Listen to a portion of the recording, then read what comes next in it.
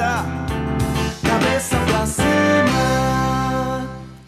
Gente, é sempre uma alegria estar com você em cada um dos programas Cabeça para Cima. Começar a semana com você é sempre um privilégio. Cabeça para Cima, que sempre está trazendo para você programas que informam, orientam e que edificam a sua vida. Porque, você já sabe, né? O próprio tema do programa diz como a gente quer ver você sempre. É assim mesmo, de cabeça para cima. Esse final de semana eu recebi um e-mail muito gostoso de uma telespectadora e que ela fazia um trocadilho que eu gostei muito, porque ela diz assim: o cabeça para cima sempre tem um papo cabeça. É isso que a gente quer, ter um papo cabeça aqui com você, que torne a sua vida sempre plena e abundante. Queridos, e nesse momento, você já sabe que é aquele momento em que eu gosto de dar uma palavra para você, querido semeador de Boas Novas, você que tem a visão correta do que é a programação da Boas Novas TV, uma programação que busca transmitir Jesus 24 horas por dia. Boas Novas, que é uma emissora missionária e que tem um desafio enorme para poder garantir 24 horas por dia de uma programação saudável. E você, semeador, é aquele que faz toda a diferença nessa nossa missão, no alcance dessa missão. Você que ora pela Boas Novas, você que contribui para que nós possamos cumprir os nossos desafios. Que o próprio Senhor Jesus te abençoe, que Ele atenda aos desejos do teu coração e que Ele possa efetivamente te retribuir com toda a sorte de bênçãos materiais e espirituais. A gente sabe que não é fácil, muita gente não tem, não pode, não está nem trabalhando, mas eles dizem: eu não posso ficar sem essa programação, sem a minha companheira de todo dia, por isso eu quero contribuir com aquilo que pode, com aquilo que tem. É assim mesmo, porque o Senhor Jesus, Ele vai olhar o teu coração e Ele vai saber o nível de contribuição que você está fazendo. Mais uma vez, que a bênção de Deus esteja sobre você, sobre a tua casa, sobre a tua família. Você que ainda não é um semeador, se sente abençoado com a nossa programação, fica aí o nosso desafio. Venha você também ser um semeador de Boas Novas, contribua, ore conosco. Liga agora 2126-300 ou entra no nosso site e venha fazer parte do exército de semeadores de Boas Novas. Temos um desafio, precisamos de novos semeadores. Nossa programação ela é feita assim, por você, semeador. Quem nos sustenta é você, semeador, e são as nossas comercializações, a utilização do nosso airtime, do nosso horário de programação.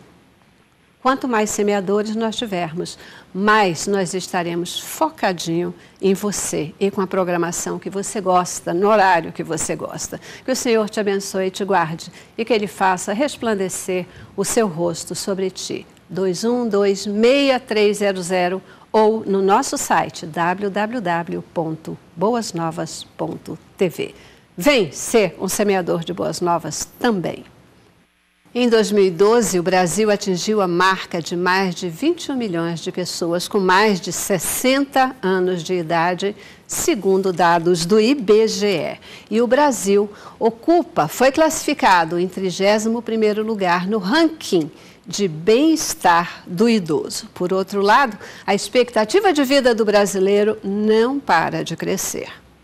Como anda a saúde do nosso pessoal de terceira idade? E o que é preciso fazer para que também nessa fase da vida se tenha uma vida plena e abundante? É o que o Cabeça para Cima de hoje vai conversar com você. Veja o nosso informativo e permaneça conosco no debate. A população idosa tende a aumentar no Brasil. De acordo com dados do IBGE, o país tinha 21 milhões de pessoas com idade igual ou superior a 60 anos em 2012.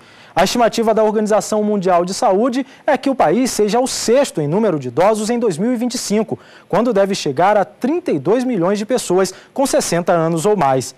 A expectativa de vida também tende a crescer, devendo chegar a 80 anos em 2041. A expectativa média é de 74,8 anos para bebês nascidos em 2013, segundo o IBGE. Com o envelhecimento dos cidadãos, o funcionamento das políticas públicas se torna essencial para a garantia dos direitos básicos do idoso. Segundo o Banco Mundial, a América Latina e o mundo em geral não estão apenas ficando mais velhos, mas também mais doentes e pobres. Para 2050, o Banco Mundial projeta um aumento de 35% nos gastos com idosos latinos, o que deve se agravar pela falta de reforma nos sistemas de saúde dos países.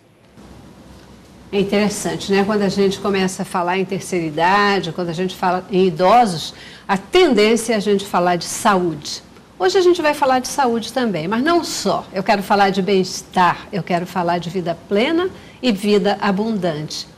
Nosso tema de hoje, bem-estar na terceira idade, e a gente recebe aqui um time muito especial para conversar com você.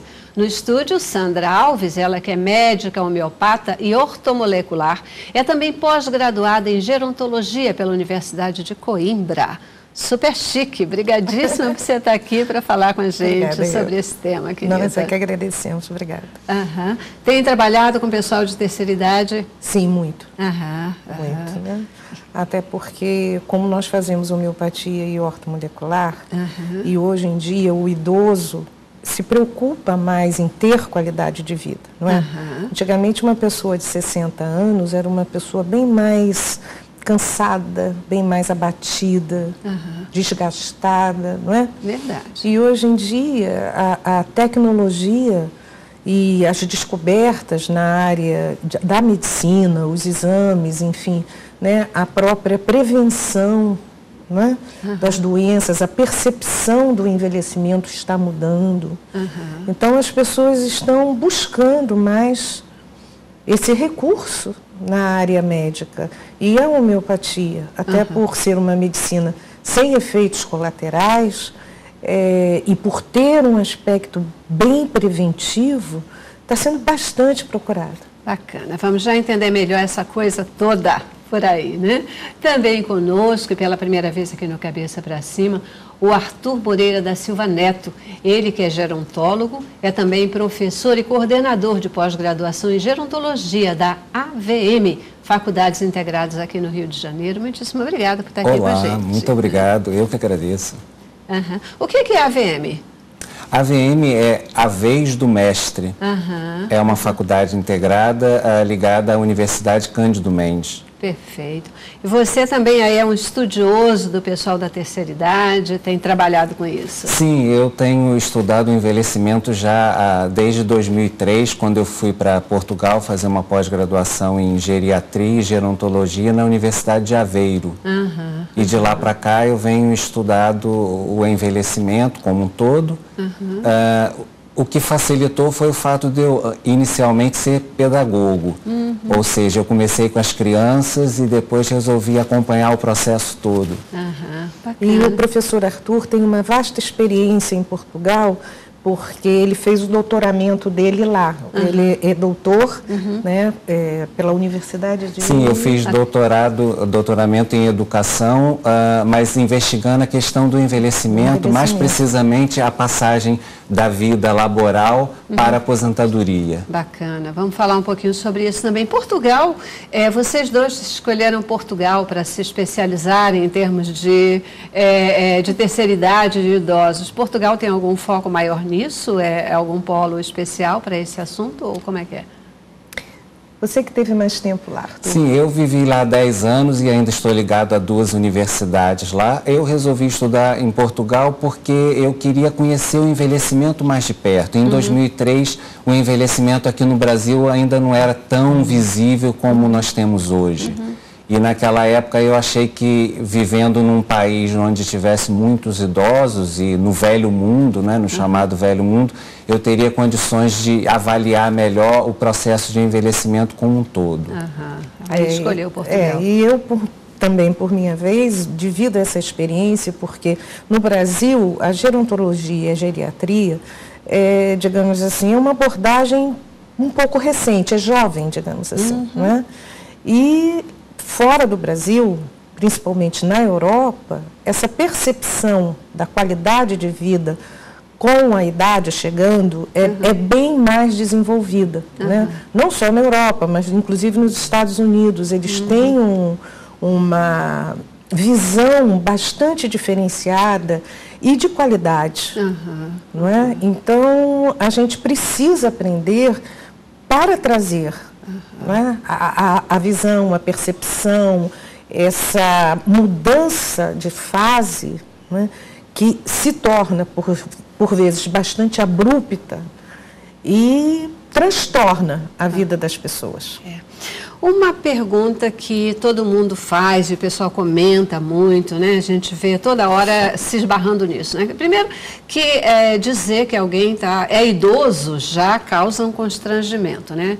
Cada pessoa, dependendo, né, do seu ritmo de vida, às vezes tem até medo de dizer ou assumir, eu sou idoso, né? Dizer isso já é mortal. Sim. Qual é a idade considerada aqui no Brasil, ou como padrão mundial, que uma pessoa ela passa para a fase idosa? 60 anos, 65, como é que é? Segundo a Organização Mundial de Saúde, nos países desenvolvidos a partir dos 65 anos. E nos países em desenvolvimento, como é o caso do Brasil, é a partir dos 60 anos. Por que essa diferença? Porque nos países desenvolvidos considera-se que as pessoas envelhecem um pouco mais lentamente porque tem mais recursos, tem uma vida menos difícil, menos dura. Mas se a gente analisar bem, no Brasil nós já temos essa tendência a considerar os 60 anos para algumas coisas e 65 para outras questões. Porque a gente já não se sente tão em desenvolvimento. A gente já, em muitos aspectos, a gente já se considera desenvolvidos. Né? Perfeito. E como é que vocês veem esse panorama do idoso no Brasil? Quer dizer, o Brasil batendo a marca aí de mais de 21 milhões de brasileiros. E isso é assim, né? Pessoas com 60 ou mais de 60 anos de idade, né? Quer dizer, uma população significativa. Muito significativa. E isso causa um impacto social imenso. Né? Infelizmente, ainda no Brasil, a pessoa quando alcança uma determinada idade, ele é considerado socialmente improdutivo, coisa que a gente não vê fora do Brasil. Né? Há pouco tempo atrás, eu fui para o Canadá fazer um estudo e vi, assim, um fato que me surpreendeu muito positivamente, pessoas com bastante idade trabalhando. Pessoas provavelmente já aposentadas, né, mas que continuavam com a sua vida laboral. Porque isso é saudável. Né? Uma das coisas que a gente vê no Brasil é que essa mudança abrupta, né, que ocorre, a mulher, principalmente, vou falar da mulher, né? A mulher, ela casa, cria os filhos. Hoje em dia, a maioria das mulheres trabalham fora, não é? E antigamente não tanto. Então, a ocupação maior da mulher era relativa ao lar, à educação dos filhos. Os filhos crescem, saem de casa, ou por casamento, ou por opção de morarem sozinhos. E com isso vem um processo da depressão, a síndrome do ninho vazio, né? Isso é bastante sério. Depois também, por sua vez, o homem chega a uma determinada idade no Brasil para se aposentar, acho que a idade mínima é 65 anos, para o homem 60 para a mulher. E aí o homem, com 65 anos, ele é um homem ainda, assim como a mulher com 60, ainda bastante produtivos. Não é? Então eles ficam, digamos assim, sem aquela perspectiva do trabalho. A sociedade, digamos assim, não é muito aberta para receber como mão de obra esses novos integrantes, né, dessa nova fase social. E isso gera muito problema. Dentro do consultório, a gente percebe muito isso. Na verdade, as empresas brasileiras, elas ainda não têm essa preocupação de preparar os seus funcionários para esse período, né? Sim. Da aposentadoria, para o momento que eles devem ir para casa. Na realidade, a minha tese de doutorado foi exatamente sobre isso, né? A necessidade de uma preparação para a aposentadoria. Porque as empresas deixam de lucrar com isso. Por quê? Porque as empresas podem pensar, bem, mas eu vou gastar dinheiro para preparar o meu funcionário que vai se aposentar, mas quando ela está preparando o funcionário que está para se aposentar, ele pode, em contrapartida, estar passando o know-how dele, o conhecimento dele, para aqueles que ficarão no lugar dele. Então, isso as empresas nem sempre pensam nisso, mas seria uma mais-valia para a empresa, preparar aquele que vai entrar, né, para assimilar aquele conhecimento adquirido por aquele que vai sair. Algumas coisas a gente, para conversar sobre essa linha, né, algumas coisas aí que elas são bastante complexas. Primeiro, o próprio país, ele não dá condição a esse idoso de viver com a sua aposentadoria, né? O recurso de aposentadoria do Brasil ainda faz com que esse idoso, ele, embora se aposente, ele precise muitas vezes se manter no mercado de trabalho para garantir um mínimo de qualidade de vida.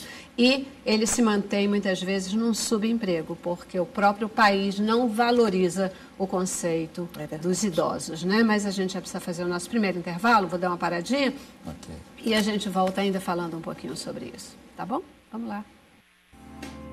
Cabeça pra cima, pra cima. Cabeça pra cima, conversando hoje com você sobre bem-estar na terceira idade, qualidade de vida, né, desse público que cada vez mais cresce no Brasil. Mais de 21 milhões de brasileiros já na chamada terceira idade, que o pessoal começa. Melhor idade, idade isso, idade aquilo, etc. Parece que, ou já por essa falta de uma identificação demonstrando que é algo que não gosta muito de falar, que não quer chegar lá, parece que quer esquecer que está se enquadrando nessa faixa de vida, né? Mas aí a expectativa de vida do brasileiro, ela está crescendo cada vez mais. O que justifica isso, professor? Sim, são, como a doutora Sandra já falou, vários recursos tecnológicos, a medicina tem evoluído, tem se preocupado mais com a questão da prevenção, que é muito importante. Por exemplo, agora há pouco a doutora Sandra falou sobre o Canadá. Realmente o Canadá é um país espetacular, mas dia desses eu ouvi uma especialista canadense falando que a medicina no Canadá é pouco preventiva, ela é mais curativa. E no Brasil eu acho que com todos os recursos parcos, com todas as dificuldades que nós temos, nós acreditamos mais na homeopatia, acreditamos mais na prevenção, acreditamos às vezes na fitoterapia, que também é importante e que nos ajuda.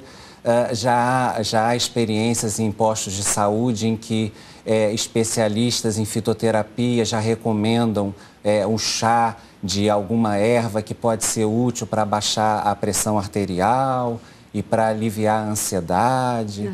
Então, eu acho, e o jogo de cintura que a gente costuma dizer, né, que o brasileiro tem, eu acho que isso facilita a questão do envelhecimento. Agora, há quem diga que não é melhor idade, né, porque tem as dificuldades, tem as limitações. Mas depende do ponto de vista.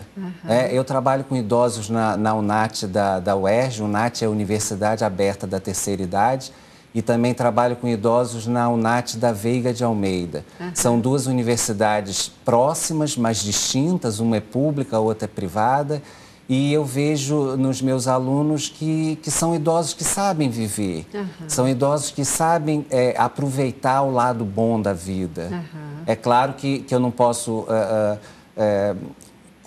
avaliar por eles toda a população brasileira, né? Mas são idosos de vários segmentos, de vários estratos sociais e que têm conseguido encarar bem o seu envelhecimento e receber de bom grado a sua velhice com orgulho, com satisfação e estão preocupados com a questão cognitiva, com a memória, com a questão motora, fazem a sua hidroginástica, fazem as suas danças e tudo isso. A gente tem aí, né, essa pesquisa que classifica o Brasil em 31º lugar em termos de bem-estar dos idosos. Isso é bom ou isso é mal? Esse 31º lugar, a gente deve olhar com alegria ou deve estar preocupado com ele? Como é que é isso? Eu acredito até com alegria, porque se nós formos comparar a idade do nosso país, né, aos outros países, aos outros continentes, nós diríamos que estamos até muito bem. Não é?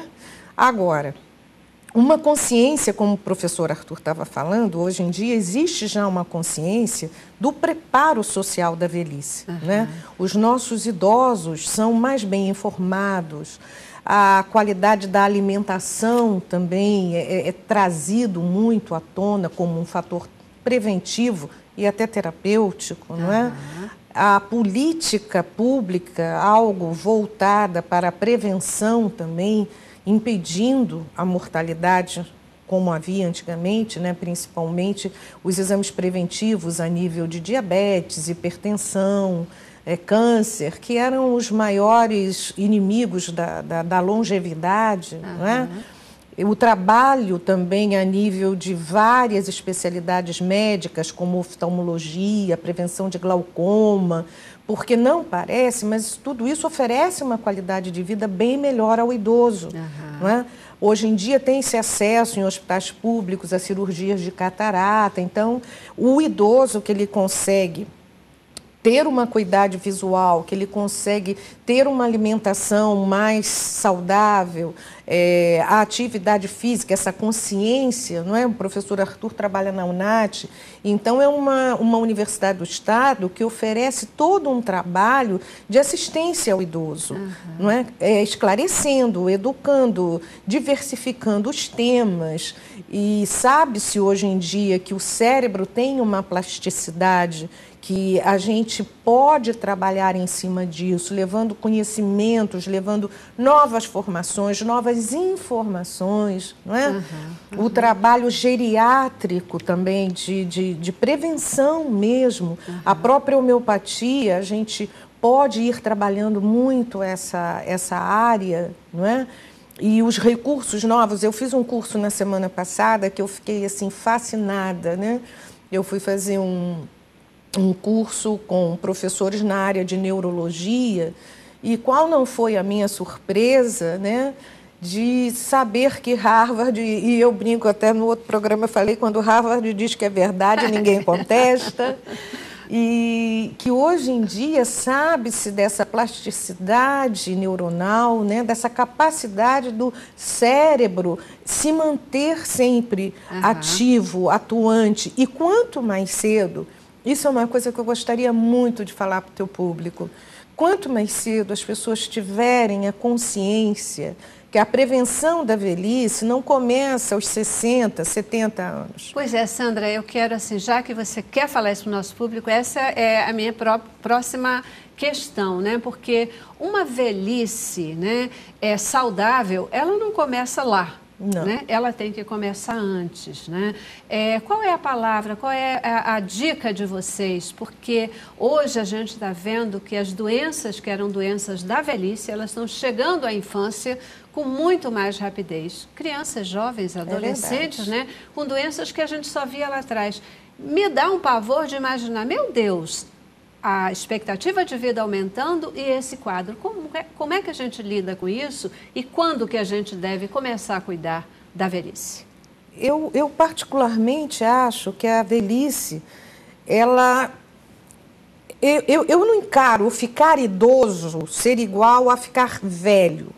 Completamente. Eu faço uma distinção, Perfeito. Entende? Para mim, a idade, o ficar idoso é a consequência de não morrer. Se você não morreu, você vai ficando idoso. Né? Agora, ficar idoso não é igual a ser doente. E a gente tem que ter essa consciência, porque como tudo na vida, se você tem um objeto e você não cuida dele, qual é a tendência desse objeto? É desgastar, é destruir, não é verdade? O corpo humano é a mesma coisa. Nós temos múltiplas funções e precisamos ter consciência de que a prevenção, não é, através de exames, através de uma alimentação saudável, variada, pouca gordura, pouco açúcar, não é preciso ser milionário para ter qualidade na alimentação. não é? O nosso feijãozinho com arroz, os nossos legumes, não é? Se não pode comer salmão, come sardinha, que é tão bom quanto e não custa tão caro, não é verdade? Quem tem em casa um espaçozinho, um jardinzinho, faça sua horta caseira, porque vai ter suas verduras sem agrotóxico, não é verdade? Vá ao seu médico periodicamente. Ah, doutora, mas eu não posso pagar um plano de saúde. Sim, mas tem os postos da prefeitura agora oferecem atendimento de boa qualidade, inclusive com as chamadas assistências alternativas, yoga, fisioterapia e acupuntura, enfim, não é? Educação alimentar, que é uma coisa fundamental, não é? Você saber que você está colocando para dentro aquilo que vai construir a sua saúde. Tem um ditado popular que diz aí, você é o que você come. Sim. Né? Isso é verdade, né? Então, Arthur, você tem trabalhado aí, né, em dois espaços diferentes, com orientação, suporte para o pessoal de terceira idade, para garantir uma melhor qualidade de vida. Isso. O que você diz para essas pessoas? O que você faz? Sim, nós na UNAT da UERJ, nós temos uma oficina que é Noções de Jornalismo. Então, nas noções de jornalismo, a gente estuda não só a parte do jornalismo propriamente dito, que seriam aquelas noções básicas, que eu trabalho com uma jornalista, né, que pode passar isso para eles, mas nós discutimos vários temas. Então, a gente daria um suporte para discutir aqueles temas que, às vezes, os idosos escutam na televisão, escutam no rádio, leem no jornal e, de repente, por não ser da área deles, por eles desconhecerem alguns fatos, alguns aspectos, eles têm dificuldade de entender bem aquela notícia que foi veiculada.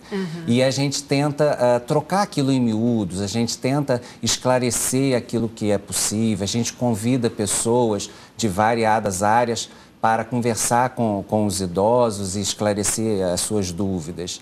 Na UNAT da Veiga de Almeida, a gente também tem um espaço semelhante que a gente discute. Agora, na UNAT da UERJ, a partir de março, eu vou começar uma oficina que se chama Viagens Musicais, que a ideia é, ao ouvir determinadas músicas, trazer à tona as reminiscências, as memórias de outras épocas da vida, né? E até discutir os costumes, como que eram, como que são atualmente, discutir as questões intergeracionais, como que os avós se dão com os netos, né? Como que é a resolução de alguns conflitos geracionais, que muitas vezes se tornam difíceis de resolver. Eu fico me perguntando assim, bacana, né? Mas o que isso tem a ver com a qualidade de vida, com o bem-estar do idoso? Eu entendo, eu queria que você respondesse essa questão. Sim, a questão da qualidade de vida do idoso, ela é completamente individual. O que é qualidade de vida para a Celeste pode não ser qualidade de vida para a Sandra, né? E para mim. Quer dizer, cada um tem a sua percepção, faz a sua avaliação daquilo que considera como qualidade de vida. Então, qualidade de vida para alguns está muito calcada na saúde, para outros está muito calcada numa boa alimentação, no bem-estar. São vários fatores que compõem a qualidade de vida. Então, assim, para os idosos que frequentam uma universidade aberta da terceira idade, aquilo é qualidade de vida. Por quê? Porque ele, lembrando o que a doutora Sandra falou, se ele perde a questão profissional, o trabalho que ele fazia no dia a dia dele, ele passa a ter outros compromissos, ele passa a ter os colegas da universidade, ele passa a ter as aulas que ele frequenta, ele passa a ter a oportunidade de participar de um coral, de um grupo de atividade física, e isso é muito importante para ele. Ele não se sente isolado da sociedade, isso é muito importante. E, por outro lado, os temas discutidos vão fazer ele refletir, está conectado com o mundo, certeza, né? Interagindo com o momento social presente. Né? Exato, né? Isso também mexe com a memória, mexe com uma série de questões. Agora, um isolamento que eles ainda faz parte da vida deles é a questão a questão digital. Né? Ainda há um analfabetismo digital. Os idosos ainda carecem de um apoio maior, de uma sensibilização maior para poder usar o computador, usar a internet, porque isso é importante para eles. É importante, mas às vezes eu nem sei se a gente deve incentivar tanto, né? Porque quando a gente vê os jovens que eles não conseguem mais nem conversar, porque eles estão absolutamente envolvidos e dominados pelo seu smartphone, pelo seu tablet, etc. Dá vontade da gente dizer, olha, exagero, nem pega nisso aí. Isolamento completo. Exato, mas a gente entende, né? Realmente o uso da tecnologia, do computador, também traz uma integração e uma conectividade que é importante. Eu preciso fazer intervalo, preciso dar uma paradinha. E a gente vai para o intervalo e volta já já, porque eu quero que vocês digam para a gente qual é o segredo de alcançar a longevidade com saúde plena e abundante. Vamos lá. Cabeça pra cima.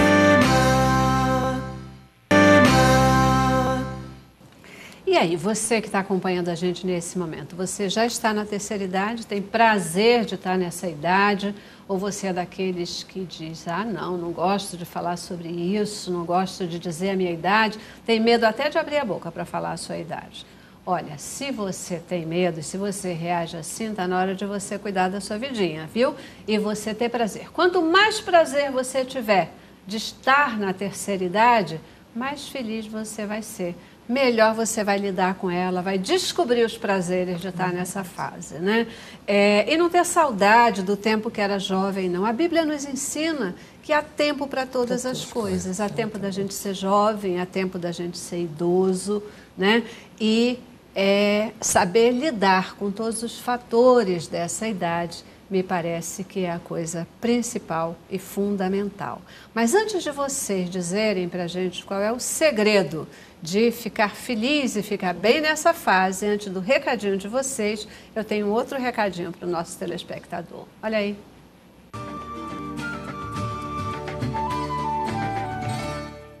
Há quanto tempo você sonha em ter seu próprio negócio? Que tal uma atividade que garanta excelentes ganhos e a oportunidade de mudar de vida? A Rinodê é uma empresa brasileira de cosméticos e bem-estar que atua há mais de 20 anos no mercado com alta tecnologia e qualidade em mais de 300 produtos, com lucro de 100% em todas as vendas. Acesse www.rinode.com.br e cadastre-se hoje mesmo com o ID 110307 e torne-se um consultor. Rinodê, 20 anos fazendo sua vida melhor.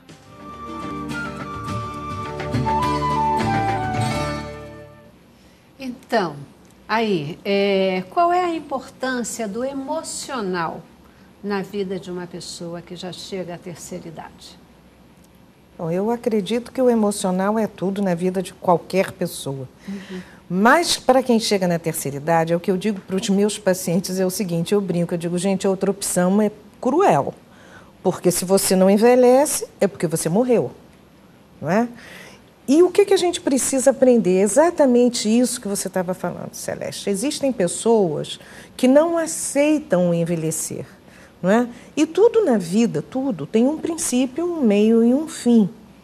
Talvez a proximidade, né, mais consciente que a pessoa chega, quando chega aos 60 anos, ela olha e vê, bom, eu já vivi provavelmente a maior parte da minha vida.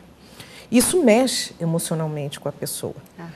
Mas existem coisas que ela pode fazer por ela mesma. Existe uma beleza aos 60 anos, aos 70 anos. Agora, é óbvio, não é? Eu falo para muitas pessoas que não aceitam que o corpo já não tem mais aquela performance que tinha aos 20 anos. Mas pode ser, quantos atletas, não é? Claro. A gente vê, inclusive, o Brasil é um exemplo disso, atletas sêniores, né, mais idosos, que participam de vários campeonatos em corrida, em natação, enfim, em várias modalidades de esporte, que se conscientizam do quanto é importante o desenvolvimento intelectual. Você falou do idoso, o professor Arthur falou do idoso que não tem acesso ao mundo digital, mas muito idoso também, ele tem uma certa reserva, ele não quer acompanhar. Então, eu recomendo o seguinte, tentem, não é? Pelo menos vocês vão conseguir se comunicar, mandar um e-mail, receber um e-mail. Quantos idosos têm filhos que moram fora do estado, não é? Facilita ou fora do tanto a Brasil. Com certeza. Não é? Eles podem se comunicar, ou até mesmo com amigos, não é? Nós somos de descendência portuguesa, o professor Arthur e eu. Então, quantas pessoas conhecidas nossas têm parentes que moram em outro país ou em outro estado? Quer dizer, é uma forma de você ter, através desse conhecimento, além de você estar se desenvolvendo intelectualmente, mentalmente, estar sempre aprendendo. Isso eu recomendo ao idoso. Sempre aprender. Pode ser aprender a bordar, aprender a cozinhar, aprender a pintar, não é? Ouvir música, cantar, não é? Dançar. Um dia desse minha mãe tem 92 anos. Então, eu brinco com ela, eu começo a trazer à mente dela aquelas musiquinhas, aquelas marchinhas do carnaval da época em que ela era jovem. Então, é tão bonitinho, né? Aquela musiquinha da jardineira, porque estás tão triste, né? Aquela da galinha cocorocó. Isso é muito importante, até porque a memória musical é uma das que a gente... mais tarde perde. Quando perde, né? A memória musical ela tem uma capacidade enorme de ficar intacta. Né? O Oliver Sacks, que é um grande neurologista inglês que está radicado nos Estados Unidos há muitos anos, ele tem estudado muito essa questão, né? Como que algumas doenças degenerativas afetam o cérebro, mas não conseguem afetar a memória musical. Então é muito importante a gente trabalhar com música com os idosos. Né? E a família pode ajudar nisso.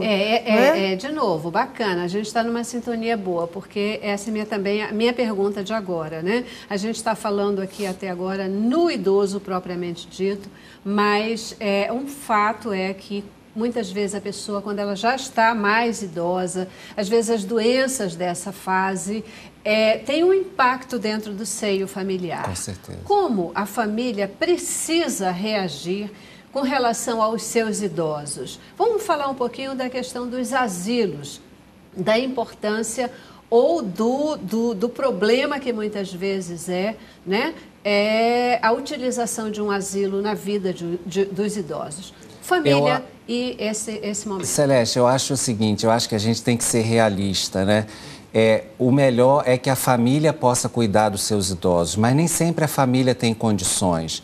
Então, cada caso é um caso. Eu acho que se a família tem condições de cuidar do seu idoso, ótimo, vai cuidar, vai se preparar, né? É importante que os familiares tenham algum preparo, algum apoio para poder saber lidar com as demandas do idoso. Agora, se não tem, eu acho que às vezes a gente tem que deixar um pouco o coração de lado e recorrer a uma instituição. Claro, uma instituição que seja idônea, que seja capaz de cuidar bem daquela pessoa idosa, mas a gente também não pode fechar os olhos e fingir que aquela realidade não existe, né? Também não adianta eu ficar com o meu idoso em casa se eu tenho que trabalhar o dia todo fora, se eu não tenho condições adequadas atenção, para aquele idoso. Então, eu acho que a instituição de longa permanência, como a gente chama atualmente, ela tem o seu valor, tem o seu papel, mas a gente precisa analisar e avaliar bem o caso e tentar, desde cedo,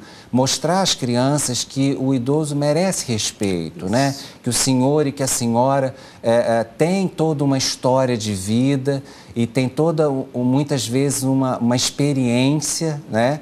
Eu costumo dizer que nem todos os idosos são sábios, né? A sagacidade, ela vem para alguns e não para todos, mas a experiência de vida ele tem e merece consideração, merece respeito. E o respeito mesmo familiar, né? Hoje em dia, infelizmente, a sociedade, talvez até pelo fato de estarem muito tempo fora de casa, né? Delega-se a educação dos filhos, na maior parte das vezes, ao colégio, à escola, que, por sua vez, também recebe um número de alunos muito grande. Obviamente, não se consegue dar a devida atenção e a formação também social, eu acho que merecia ser revista, né? Critérios, né? De respeito, de consideração. Você vê o idoso, muitas das vezes você entra no metrô, entra num ônibus, enfim, num lugar público, o idoso fica em pé e uma criança sentada. Né? Quer dizer, são valores que a gente precisa ensinar em casa. Não é? A família ela precisa ensinar aos seus menores, digamos assim, né? Aos seus jovens, o valor daquele idoso, que pode até ser um idoso que já está numa fase um pouco degenerativa da sua personalidade, da sua cabeça, mas que tem um sentimento. Não é? Então, valorizar o idoso com respeito. Graças a Deus a gente percebe que isso hoje tem sido um ponto de atenção. Temos muito ainda para crescer nessa história, né? Muito, muito mesmo, mas tem sido um ponto de atenção, né? Muitas vezes a gente até já fica feliz de ver um jovem cedendo lugar para o idoso. Sim. Muitas vezes a gente vê até o idoso dizendo, não precisa não. E o interessante, etc, Celeste, é que nós temos uma legislação topo de linha, né?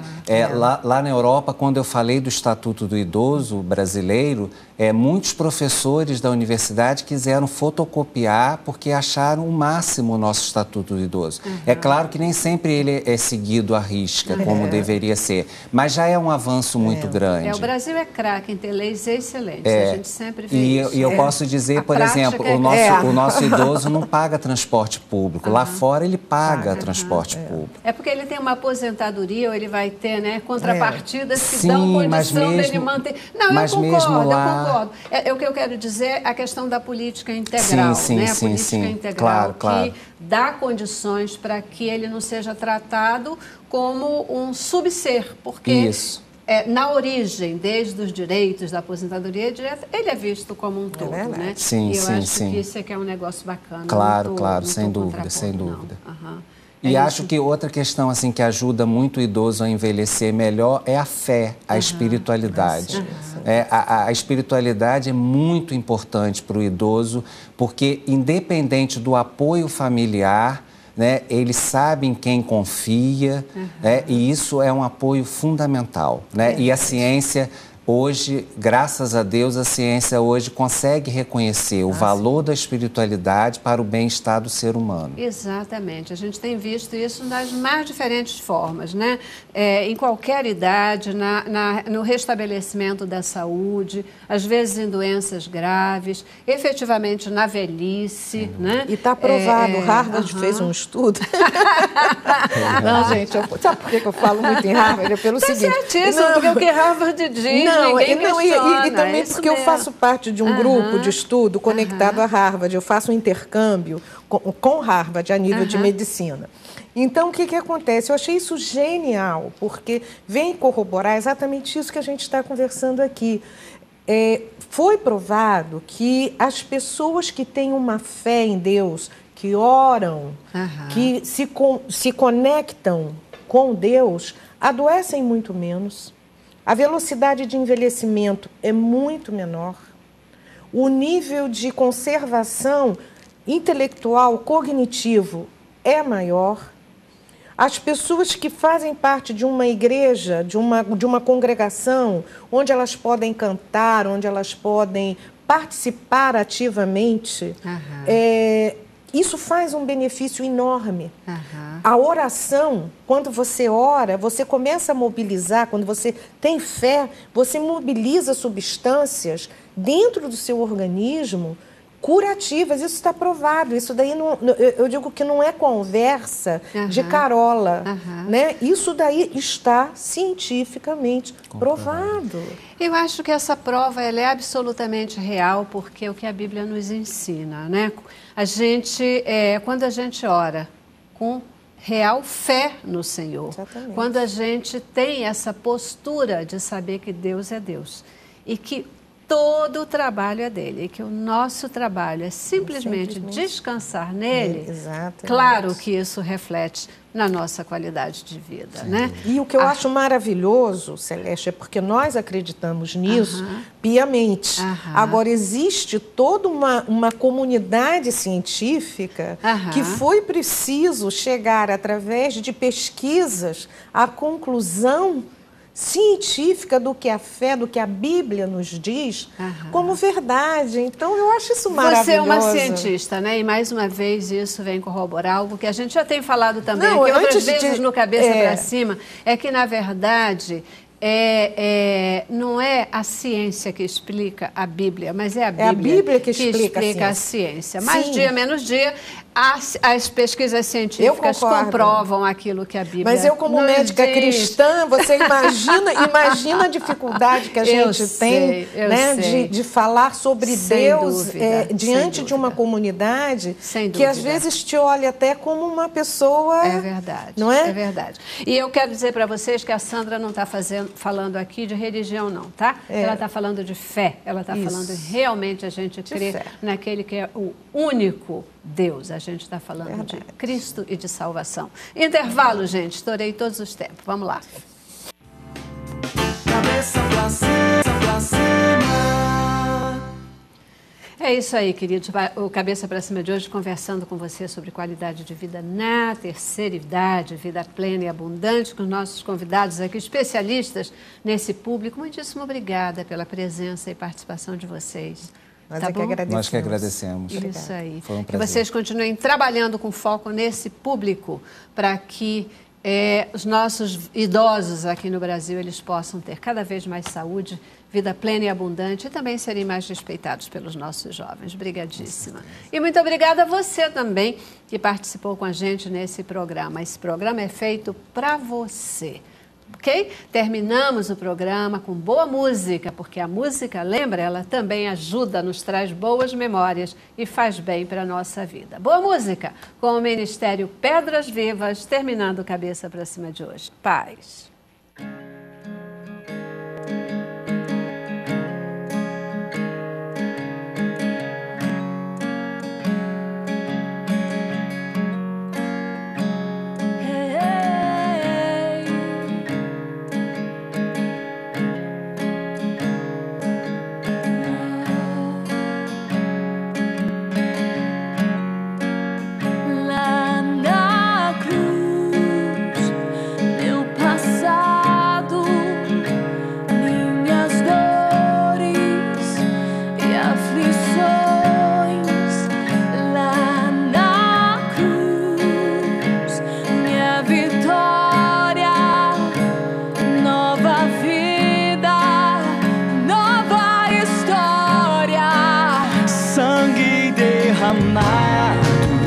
Preço que foi pago.